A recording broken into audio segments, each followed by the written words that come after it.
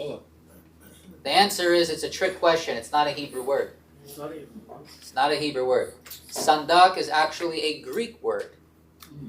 I thought Bukhara. We will get to exactly what this Greek word is in a minute. By the way, also afikoman, right? Afikoman that we had on Pesach is also, it's not a Hebrew word. Afikoman is a Greek word. Yes, there are Hebrew drushim and gematrias and so forth on this word afikoman, but afikoman is a Greek word. So is this. This is also a Greek word. The Ramban in the beginning of Sefer Bereshit brings some sodot on creation of the world. He brings a couple of Greek words that Chazal used to explain certain parts of Maaseh Bereshit. So Greek is actually not that much of a foreign language in our Talmud.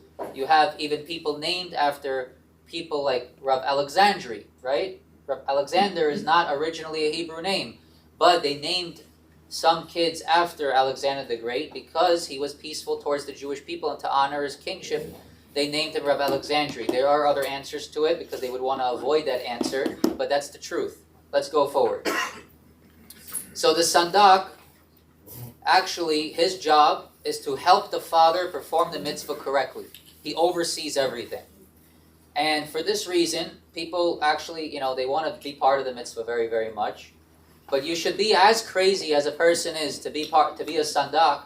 You should be as crazy to go help somebody build a sukkah. Tell somebody, be a sandak, pay me $10,000, I'll do it. Say, I'll give you $10,000 if you let me be sandak. But mitzvah sukkah is also deoraita. Anybody paying $10,000 to put the schach? And not that mitzvah is actually 8 days. Brit Milah is, you have to wait 8 days, but it's 5 seconds, hopefully 5 seconds. And he's done. Big mitzvah, tefillin. Do you see anybody going crazy for tefillin? No, the same way you're rushing money to pay for sandak, you should be as excited to put on talit, tefillin, mincha, kriyat shema, tefillah once a day at least, b'kavanah.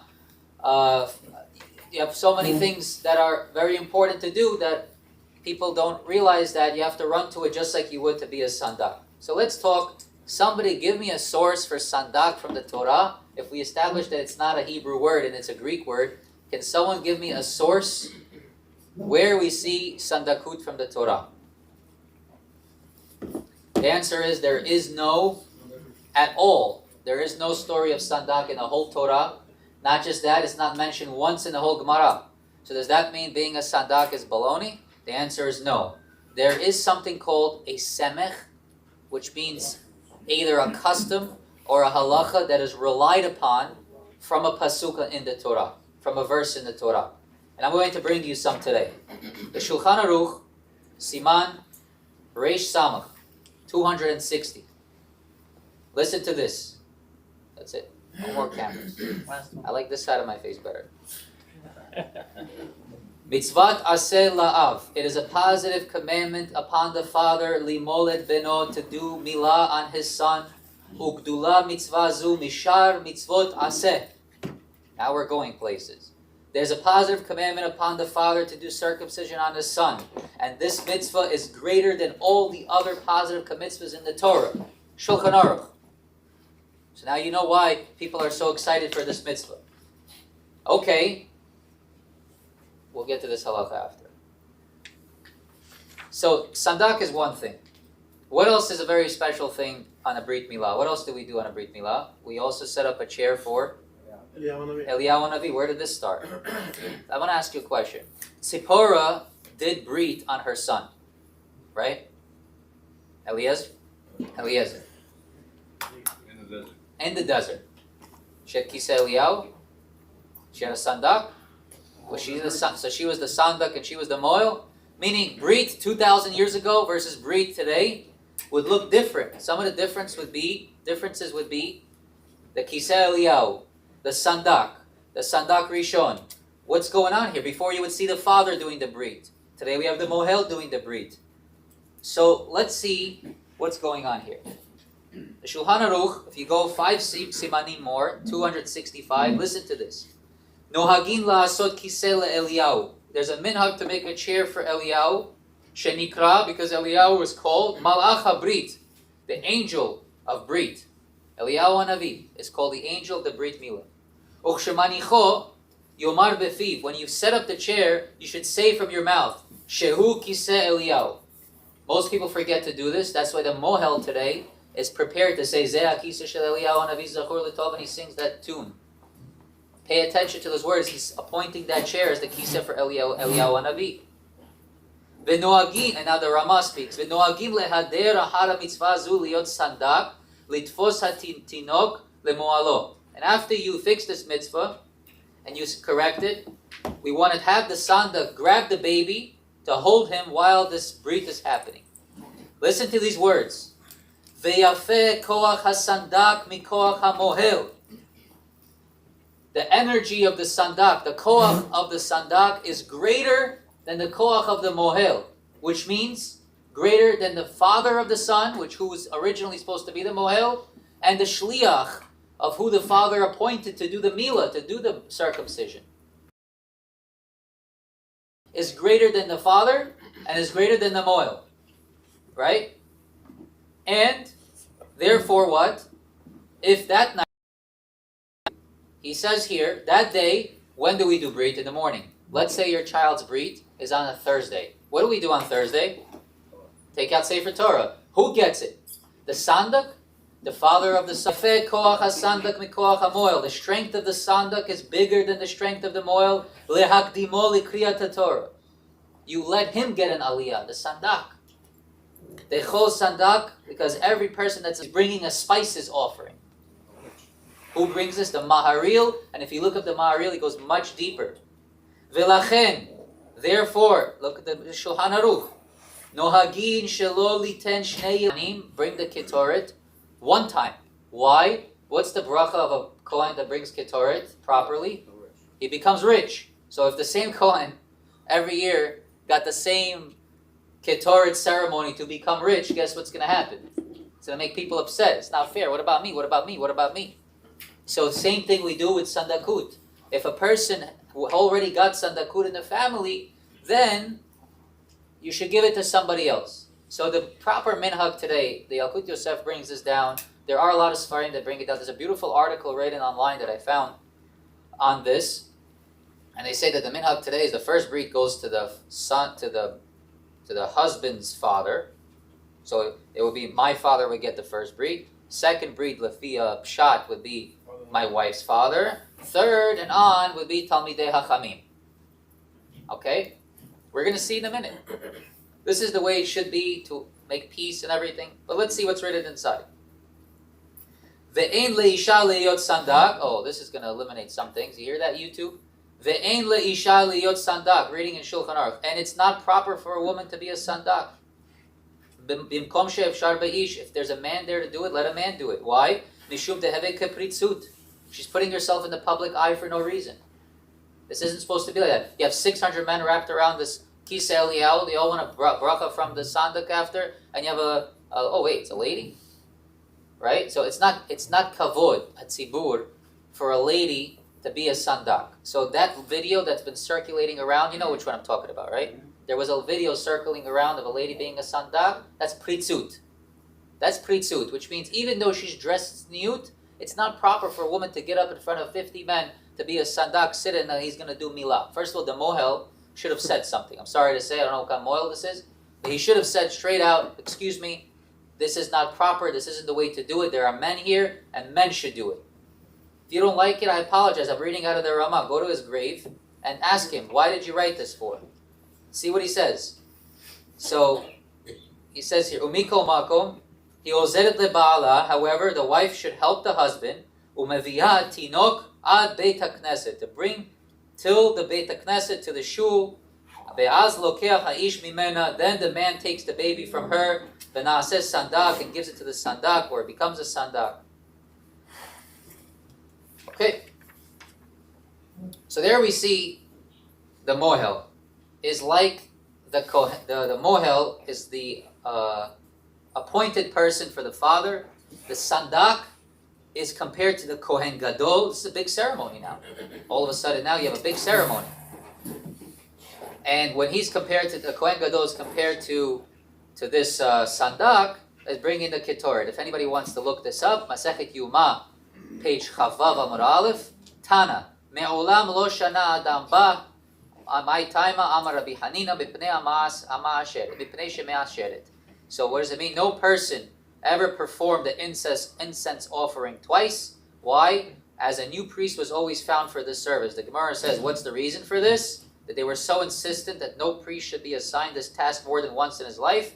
Rabbi Hanina said, it is because it brings wealth to the one who performs it. And since bringing the incense was a blessing for wealth, it was decided that many different priests should have the possibility to have an opportunity to do this service. I read it for you verbatim.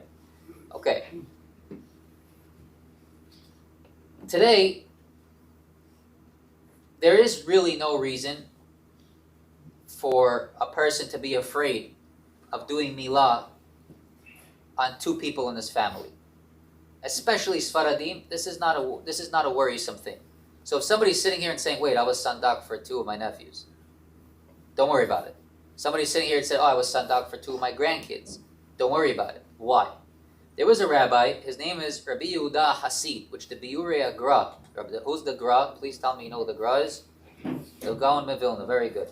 The Biurei Agra in the Shulchan Aruch, in this Siman, says that this is from the Tziva'ah of Rabbi Yehuda Hasid. Anybody know in Hebrew what the word Tziva'ah means? Tzva'ah, a will. Before a person dies, he leaves a will for his kids. In the will of Rabbi Yehuda Hasid, who was a Rishon, Rabbi Yehuda Hasid was a Rishon, he was an early rabbi. He wrote in his will that I would like it that no person should be a sandak for more than two in his family. For more than one in his family. One per family and that's it. So that's where the worry comes out from. Now, let's talk about some proofs from the Torah where sandak was applied. Avraham Avinu was the first person to give himself brit in the whole Torah. Who was his sandak? He was his own sandak. Midrash Tehillim says Hashem was his sandak. What would happen if he would pass out in the middle? He's 100 years old. We don't rely on miracles. Who gave him the strength, the omets, to cut himself? Think about this. It's not a simple thing. Second of all, there is a halacha. Are you allowed to send elderly people to war? Who stops going to war? What does the Torah say? What's the age for war? From 20 till 60. All of a sudden, Abraham is 100 years old. He's making himself bleed. Sakana, it's dangerous. You can't do that. Ain't some chilan on this. So it says, no, Hashem was his sandak. Hashem let him, kiviyachol, sit on his lap while he was doing this Brit Milah. That's proof. That's one place, but that's a Midrash Tehillim. I want a more explicit verse in the Torah where we have the word knees, bris. We have something that has more common denominators to this. There's a pasuk in Sefer Bereshit, the last chapter of the whole book of Bereshit, which is chapter 50, verse 23. Vayar Yosef le'Ephraim b'nei Shileshim. Joseph lived to see his children of the third generation of Ephraim.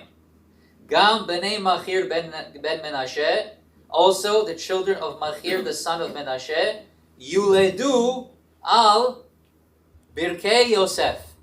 And the sons of the Machir of the son of Menashe were likewise born upon Joseph's knees. Why does it have to say that in the Torah? Knees. Just say they were born to Joseph. Why Joseph's knees? So here is the first Semech HaKatuv that we could say that is hinting to Sandakut. And we see this straight out in Targum Yonatan ben Uziel. Targum Yonatan, V'chama Yosef le'Ephraim benin darin. Joseph saw Ephraim's children of the third generation, which is praiseworthy. If a person got to see great-grandchildren, you're lucky. Not many got to see great-grandchildren, and especially great-great-grandchildren. That's straight out a sign you got a ribbon from Hashem that He loves you. Alright? Tilitain uf b'nei Machir bar Menashe, kad ityaledu gzirinun Yosef. Oh, Targum Yonatan ben Uziel adds one word here, gzirinun. What's gzirinun mean in Aramaic? Circumcision. So you have, again, they were born on the knees of Yosef. Targum Yonatan adds the word knees of Yosef, Brit Milah. Very, very important, because this happened when? Pre-Egyptian slavery. So this is an early minhag. Let's continue now. We said that sandak was a word in which language? Greek. The English language is based on Latin. A lot of Latin comes from Greek. Which English, Greek, Latin word is sandak? Syndicate. Right? Syndicate. Another mafia word? Huh? Another mafia word? Well, Godfather, syndicate? how did they do it? Exactly. How did they do it? They got to cut your hand. You got to shake the hand. You mix your bloods, right? Hopefully you don't catch hepatitis. But yeah. Isn't that a blood brother? Blood brother. That's exactly what we're talking about here. Lovely. You're becoming, the word milah in Hebrew, the word milah is a Hebrew word. What is the shoresh of the word milah? Right? Mal, mem, lamed, but what else? Mul. What does mul mean in Hebrew? Next one. A cross. A person that does not have milah, you cannot stand in front of Hashem. So after 120, what happens? They send the person to Geinam. Who's waiting at the gates of Geinam? Avraham Avinu, and he says, let me see if you're ready to stand in front of Hashem. And he checks him out. You have Brit Milah. You're good to go. You're saved. So yes, you join the club when you have this Brit Milah. So the word syndicate. What is the Merriam-Webster dictionary of the word syndicate? Group of individuals to help promote a common interest. Group of individuals, in this case it's an individual, Sandak, to help promote a common interest. What common interest? Just like this boy was zoche to Brit, kach yizakeh laTorah lahupal ma'asim tovim. The one to break the first mitzvah on this child. Trust me, a moel cannot do a Brit to a child without a Sandak. I promise you. He cannot. You know what my Rav did to my son, who, by the way, I was zoche. My moel was also my son's moel. He did something very interesting. He actually tied the legs of the baby on a wooden board.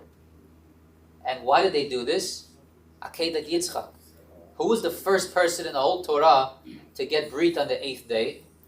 Only Yitzchak. Right? Vayamul Avraham et Yitzchak beno ben shemonat yamim. Avraham Avinu did Brit to his son Yitzchak, 8th day. Ka'asher tziva oto Hashem, like Hashem commanded him. So he was the first one. So to be reminiscent to Akedat Yitzchak, I believe it's a Chatam Sofer, you tie the baby. This tying of the baby has a very, very big, auspicious time in the heavens. When the mohel is literally tying the legs of the baby, so that the mohel, all he has to do is sit there and look good. Nice suit. All he has to do is that. This time when the mohel is tying him, very auspicious time. It's like the shofar on Rosh Hashanah. You can pray for whatever you want. When the Brit Milah is happening, even bigger. This cry, people say Shlosh Midot Rahamim, not on Shabbat. Shlosh Midot Rahamim is great, and you should do that, and it opens up all the chimneys in the heavens for this person. For anybody that's saying it. We're going to see in a minute why. Eliyahu Hanavi comes there for a reason.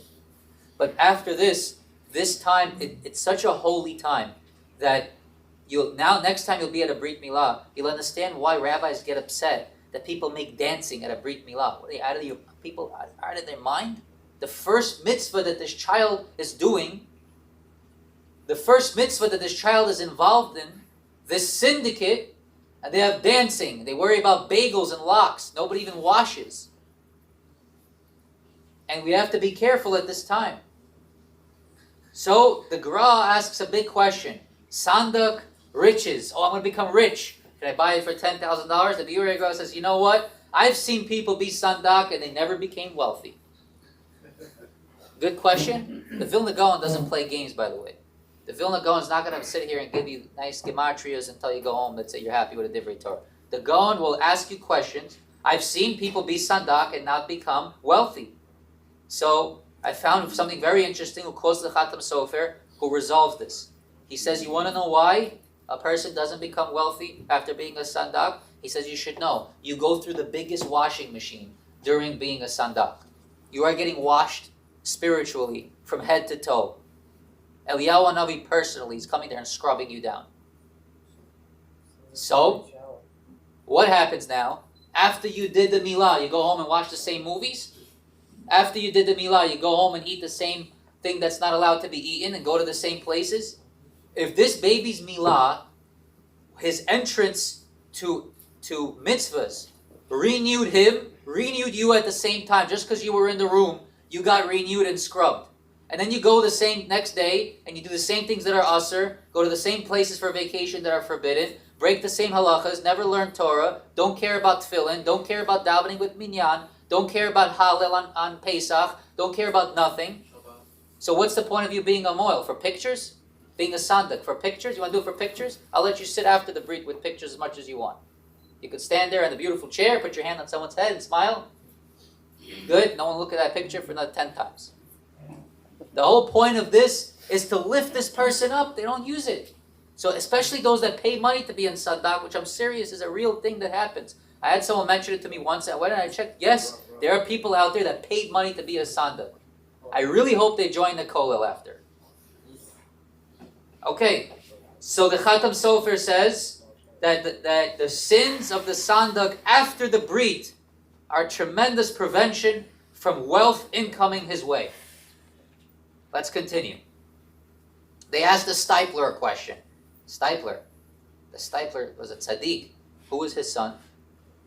Reb Chaim Kanievsky. Zecher tzaddik libracha.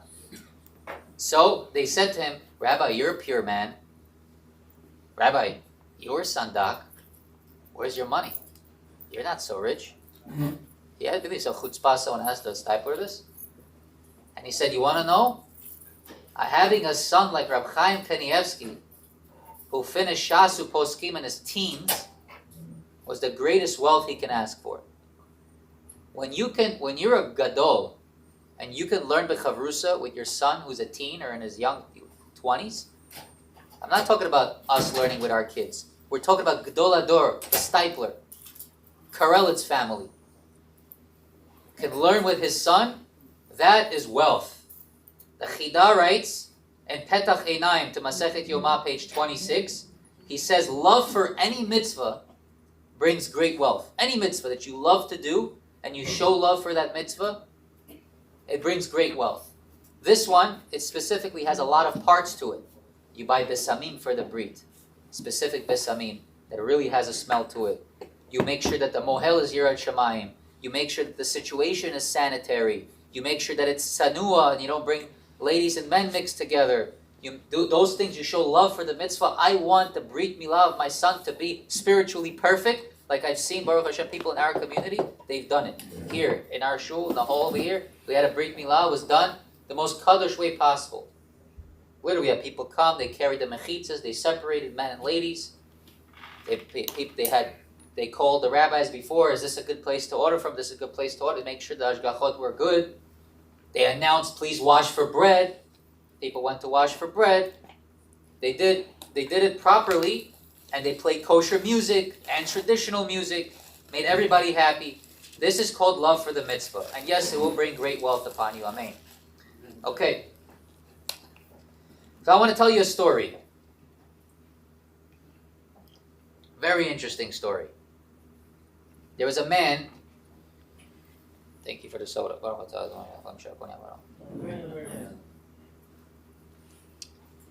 There was a man who had a wife. She was pregnant at the time. And he had a son who was a young kid. Maybe 15 years old, 10 years old. And the man passed away. Left his wife a pregnant widow. And he had another son. And 9 months later, or the older son must have been older then. 9 months later, this woman gave birth. And her son got into a big argument with his mother. He says, Mom, I want to do the bris on the child. So what do you mean? She says, I learned to do bris. I did it on this kid, I did it on that kid. Yeah, it's true, I only did 2 or 3. But I want to do Brit Milah on my baby brother that was just born. And she says, absolutely not. You're not an experienced mohel. And I want the rabbi of the city to be the Sandak. And I want another rabbi of the city to do the Brit. This question is a very difficult question because there is such a concept that you have to make relatives happy first before you make outsiders happy. Where do we see this? In Hilchot Tzedakah. People give tzedakah to outside organizations, to outside places, before taking care of their family. And the Rambam writes this is frivolous. If everybody took care of their families first, we would have less organizations. Am I right about that? Okay.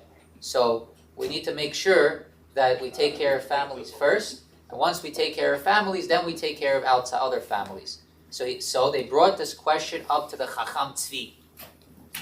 The Chacham Tzvi, what do you think he said? Do we give it to the son or we give it to the rabbi? He said the son should do it because when it comes to mitzvot within the family, family has precedence just like in tzedakah. Especially a grandfather. If you have a grandfather has precedence even over a Talmid Chacham, but this is only in a case where he's not mechalel mitzvot. If a grandfather is mechalel Shabbat, mechalel Kashrut, I go over Talmidei Chachamim, no. You should tell him, I'm waking you up before it's too late. We're not giving it to you because you're mechalel Shabbat and you're mechalel mitzvot, and you're not performing, you're not living a life of Yirat Shamayim. If you can change yourself, next one we'll give it to you, and you give it to a Talmid Chacham. That you can do. But if you have a grandfather, a Shomer Shabbat, Shomer Torah Mitzvot, yes, he might not be a Talmid Chacham, you give it to him over the Talmid Chacham. In our day, it's a big minhag to give it to tzaddikim. Now listen to this.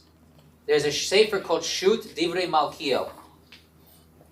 If the father can't be a mohel, if the father cannot be a mohel, which is 99.9% of people in this room, he should at the very least be a sandak. Even if he isn't a Talmid Chacham, but as long as he is observant and God-fearing. You understand? You should try your best to be a sandak as well. For your own child. Why not? What's the problem? And he brought this example that we learned who should get the aliyah, right?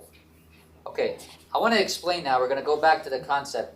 Why do we make a chair for Eliyahu Hanavi? And this is really going to be amazing. Because a lot of people don't know this. Why do we make a chair for Eliyahu Hanavi is located in chapter 19 of Sefer Melachim Aleph. Sefer Melachim Aleph, very big story. There was an evil king named Ahab with a very evil wife named Isabel. And at that time they made a decree. These were Jewish. This was a Jewish king, by the way. He made a decree, no Brit Milah. Go do whatever you want. No Brit Milah. And he also said, I'm going to kill all the prophets. So, Isabel sent a messenger to Eliyahu saying, if by this time tomorrow I have not made you like one of them, meaning that she said to Eliyahu, I will kill you.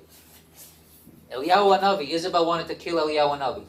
So, frightened, he fled at once for his life, and he came to Beersheba, which is in Eretz Yehuda, and left his servant there. And he himself went on a one-day journey into the wilderness. And he came to a bush, and he sat down under the bush, and he said, let me die. Take my life, I am no better than my father's. Meaning, the purpose of Hashem making me a Navi is useless. When Hashem makes someone a Navi, that means he wants something from him. Eliyahu Navi couldn't figure out by the life of him. What does Hashem want from him? He failed at his mission. So he lay down and he fell asleep under the bush. Sounds like who? Like Yonah. Remember Yonah? Fell asleep under the kikayon. Okay. Suddenly, an angel touched him and said to him, Kum echol, get up and eat. He woke up and he saw a cake baked on hot stones and a jar of water. He ate, he drank, and he lay down again. Meaning, again, he wanted to die. The angel came to him a second time, touched him again. Eat, drink, or else this journey that you're about to take is going to be too much for you. You won't be able to handle it.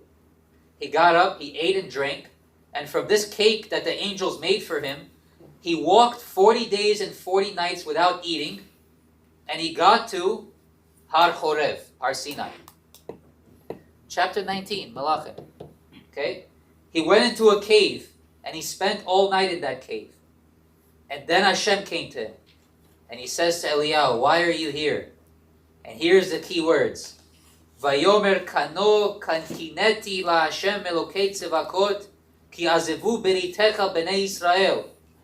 I am zealously moved for the Lord, for the Israelites have forsaken your covenant. You know what that means? He's blamed Hashem. I'm here because of you. He said to Hashem, I'm here because of you.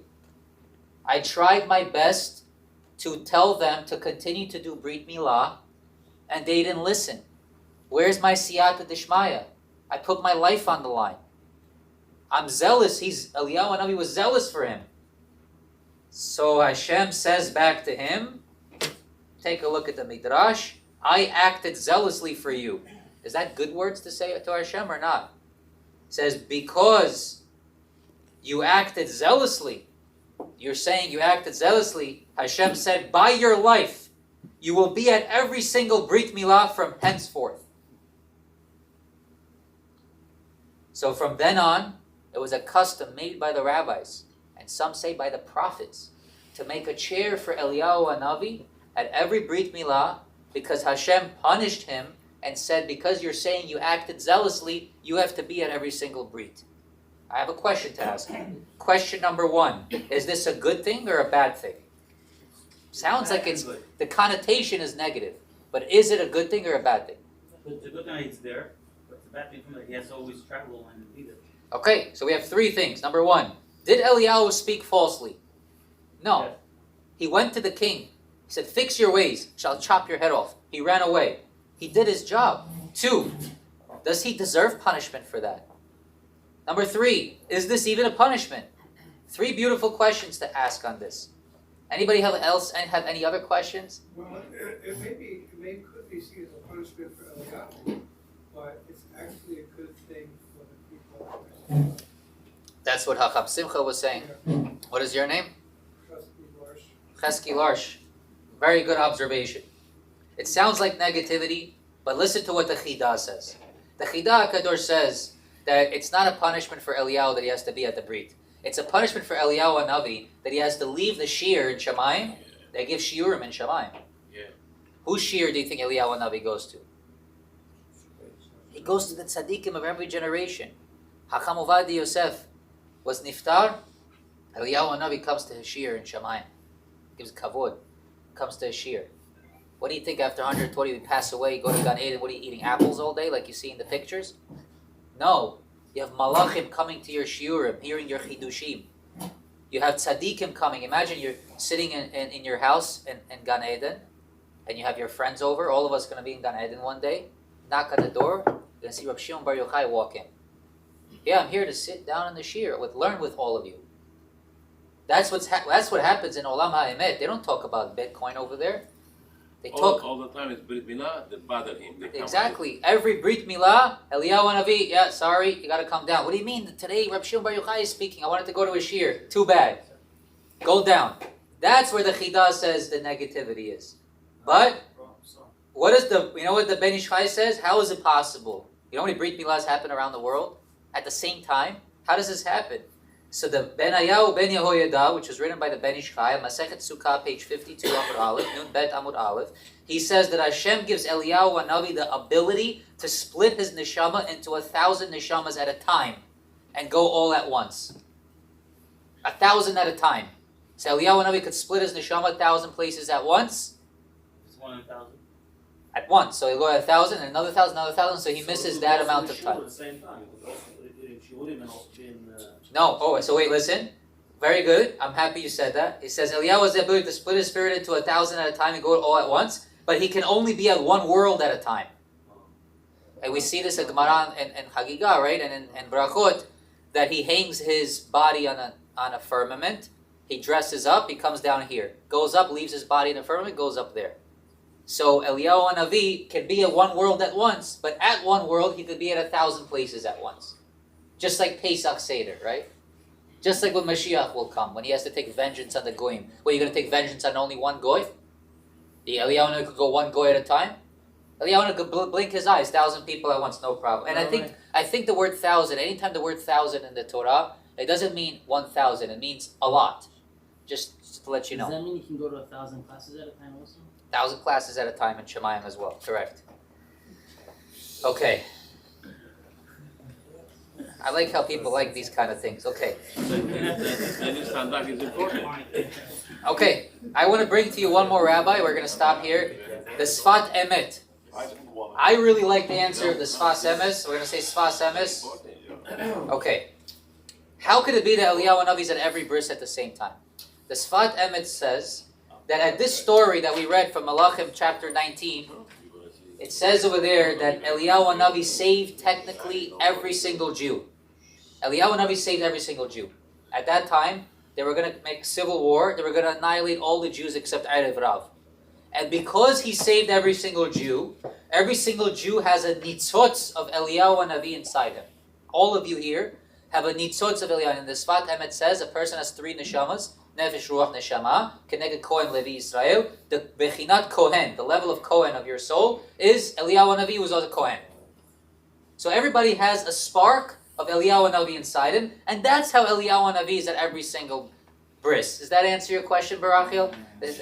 That's how he is in every single bris. Is that Sandak is important then? The Sandak is very important. Very important. So let's continue here. The Chida.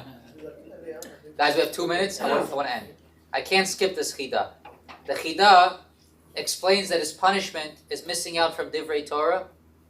The Bnei Yisachar explains like this. I understand the Chida, and the Chida means something much more deeper than what's written. The Chida, when he explained on the Gemara, he explained with a limitation in Pshat. The Chida was a notorious Kabbalist. The Chida was a master in Halacha, to the point where we said if the Beit Yosef would not have written the Shulchan Aruch, we would have followed the laws of the Chida.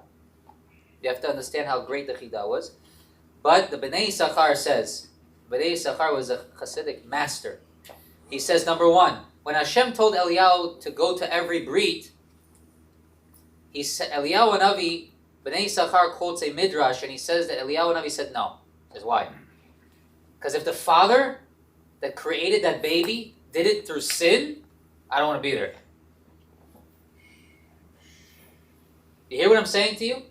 If the father that created that baby did it through sins or did averot before, created mamzerim, what if that baby's a mamzer? Eliyahu Hanavi is who? Pinchas. Pinchas is Eliyahu. Everybody knows this? Pinchas is Eliyahu. Who did Pinchas kill? And Cosbi. He killed Znut. So if this was a cohabitation of Znut, and you're asking me to be there, Hashem, I can't. I'll do bad things. So you know what Hashem tells him? I grant you the power to cleanse the father and the mother of the baby at that moment.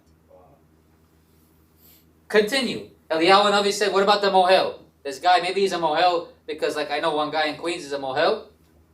He says, you know why I'm a mohel? I did a lot of bad things till I was 40 years old.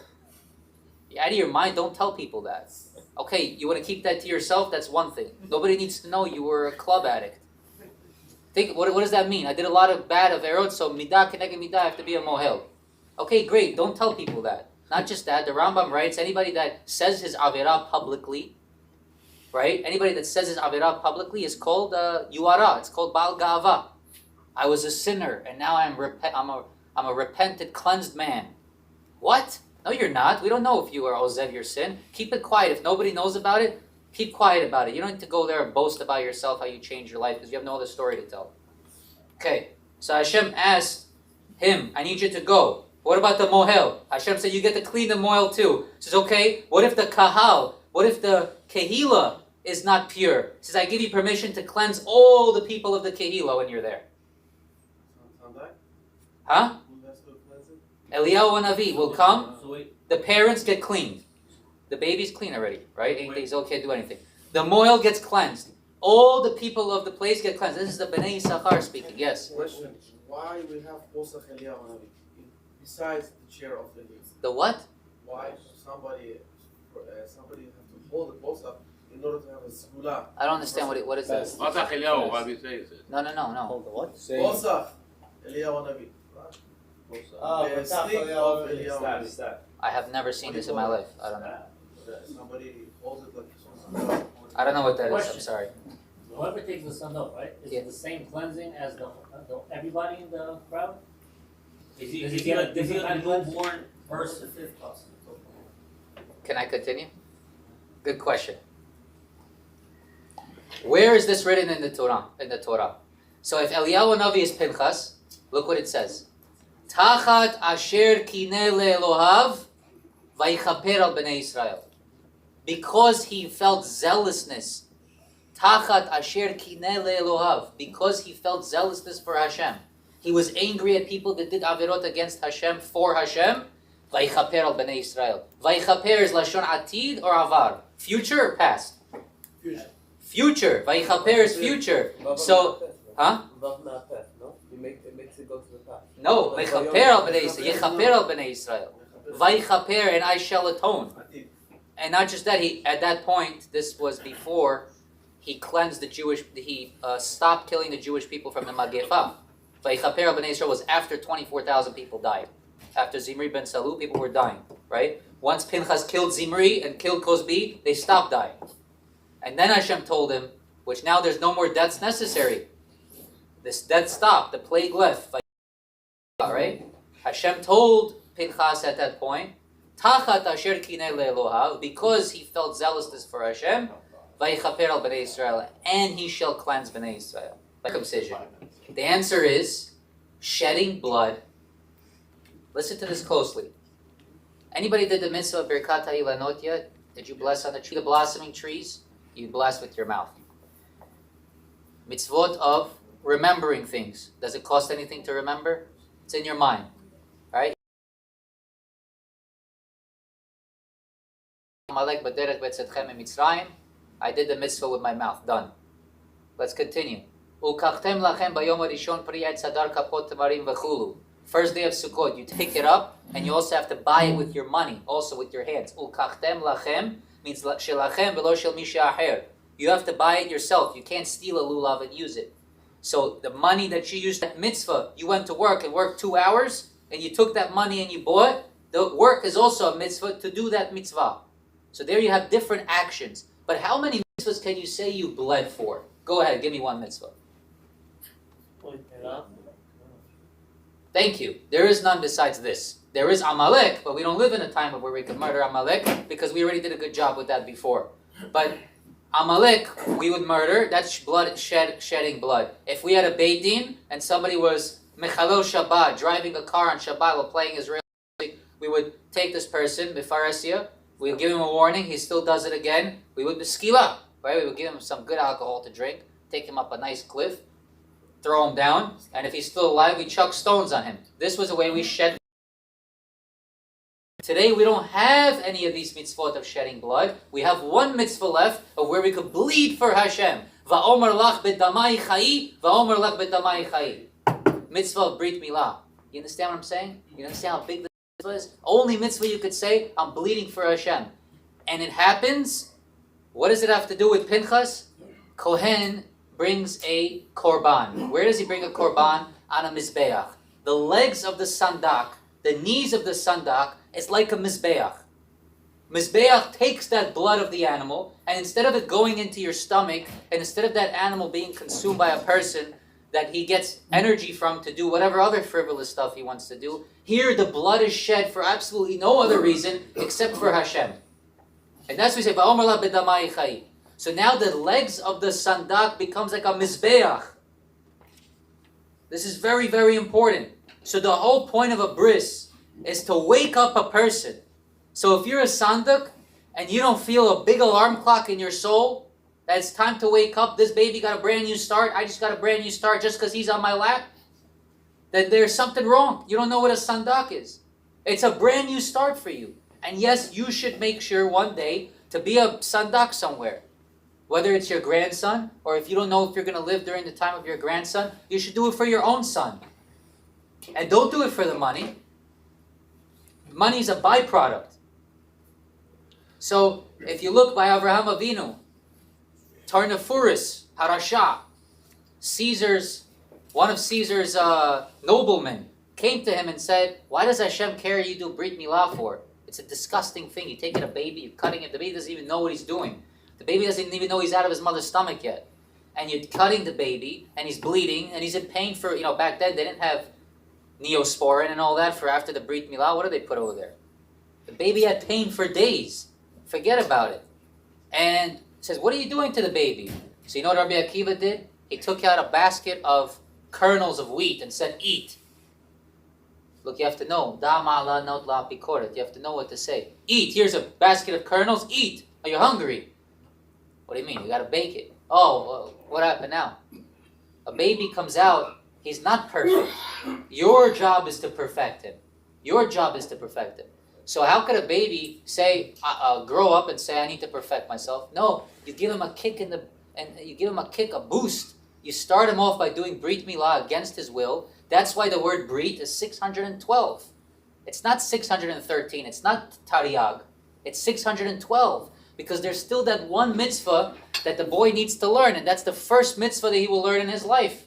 Kriya Shema, Kabbalat Ol Malchut Shemayim, which is done on his bar mitzvah. So the next step after the Brit is the bar mitzvah. The bar mitzvah, he's able to start doing Taryag mitzvot. The first mitzvah that a bar mitzvah boy does is what? Shema. When do you turn bar mitzvah? At night or in the morning when you put on tefillin? At night. At night you turn bar mitzvah. The first mitzvah that a bar mitzvah boy does is Kriya Shema. That's the 613th mitzvah, right? Of the 613th number. The word Brit is 612. First one, Kabbalat Ol Malchut Shemayim, he does when he's 13. And there he can accept the yoke and the Malchus of Hashem. So now we can understand how powerful a Sandak is. Should you pick someone Yirat Shamayim? Absolutely. If they pick you and you're not Yirat Shamayim, fix yourself. Mikvah that day, by the way, is like getting a bad ice cream but putting a cherry on top. That's what mikvah is. But Rabbi, I went to the mikvah. I want to tell you a story, and we're going to end with this. I said the story before. Listen to the story.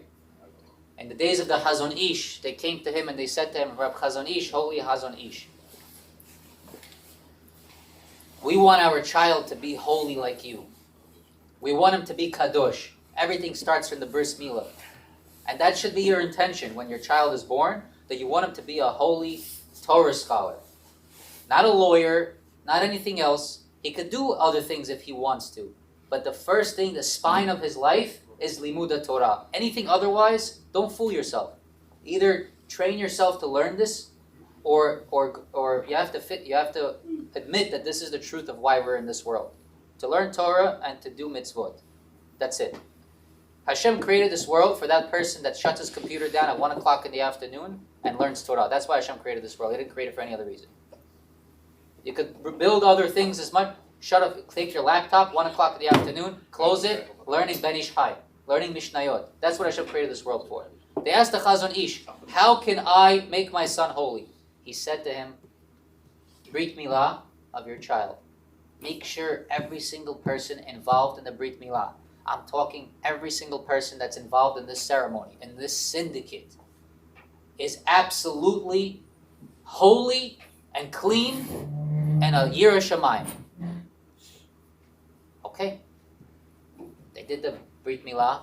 The Sandak was Rabbi so-and-so. The Mohel was Rabbi so-and-so. Everybody was a big person. Many years later, they came down to the Chazon Ish with a taina.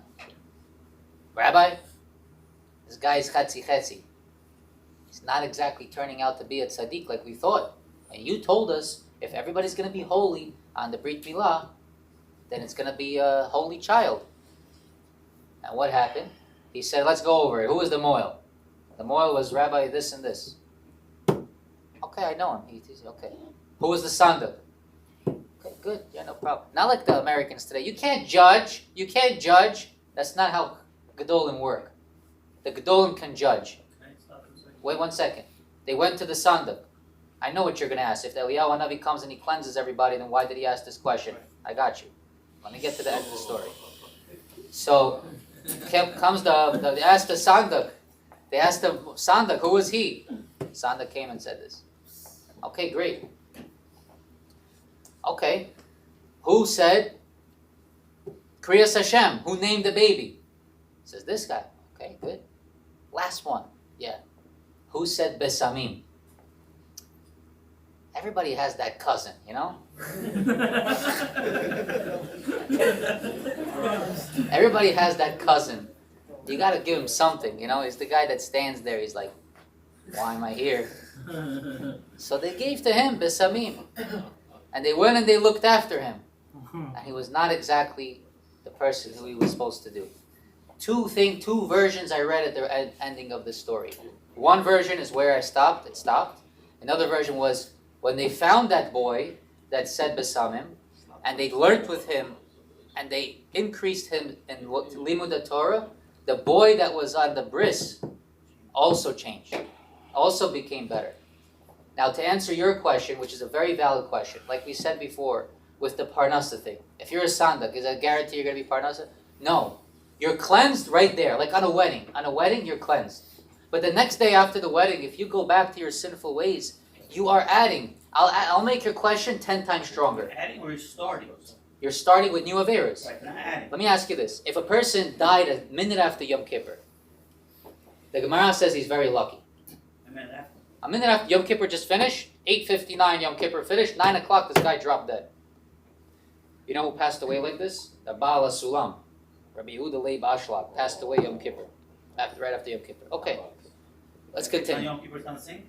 During Yom Kippur, every hour of Yom Kippur cleanses this guy. So if he wasn't such a sinful man, half Yom Kippur might have done the job. But every hour of Yom Kippur cleanses this guy. Let's say a guy died literally right after Yom Kippur finished, he's completely cleansed. Good? He goes straight to Gan Eden. Even if you didn't fast and you didn't go to shul? Of course, yeah, like Yom Kippur is you fast, you're doing teshuvah. Okay, let me ask you this now. A month after Yom Kippur, he goes after the Beit Din Shel Mala, and they are punishing him for his averas his whole life, or just for that month? For that month. So what's the story with people being in Gehinnom for 11 months? People getting Gehinnom? You know what the answer is? Why is it in Yom Kippur 5 times you have vidui? 5 times you say slichot on Yom Kippur? Once in the beginning of Yom Kippur, once in the end of Yom Kippur. Why 5 times slichot? Because you might have sinned between Shaharit and Musaf. Because you might have sinned between Musaf and Minha. Because you might have sinned between Minha and Ne'ilah. For that short amount of time, slichot, vidui, charata, fasting. Now imagine a month. Yes, a person can go to Gehinnom for 11 months, and Chas v'Shalom have chiyuvei karet, and Chas v'Shalom come back as gilgulim, and Chas v'Shalom have more punishments in 1 month of life. Yes, it's possible. Why? Because your previous life that you're attached to, you didn't change anything to it. After Yom Kippur came in, you went back into that life. So you're going to probably be in the same algorithm and make the same mistakes. The whole point of Yom Kippur is a complete washing. The whole point of a Brit Milah, you come out brand new, you start brand new. But it's everybody the same. I want to be everybody the same. You walk into that room, is everybody cleansed the same? Everybody's cleansed. Same. רבי חנניה בן הקשיא אומר, צעק הקדוש ברוך הוא לזכות את ישראל, לפיכך יבוא לנו תורה בספר, אמר אדוני עבד זמן, זה תורה בידי.